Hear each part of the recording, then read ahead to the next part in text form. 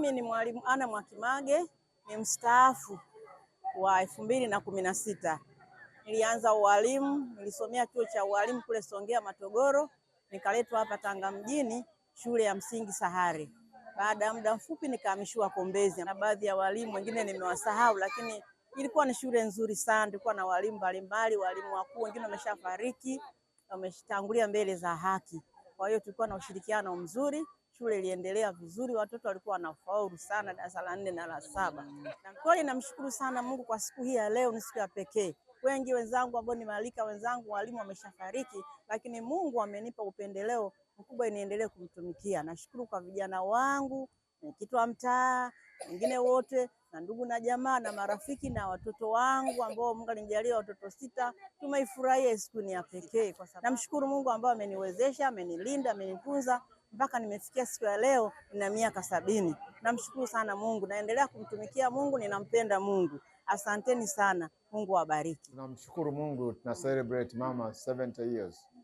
In fact, ndio ameshaanza 71. Tunamshukuru Mungu sana. Na tangu marriage yetu sasa hivi ni miaka mingapi? Tangu 1970. Tangu 75. Haya, asante, tunashukuru.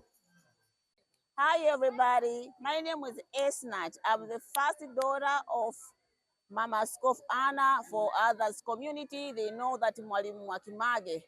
She teaches at Kombezi Primary School for almost some years.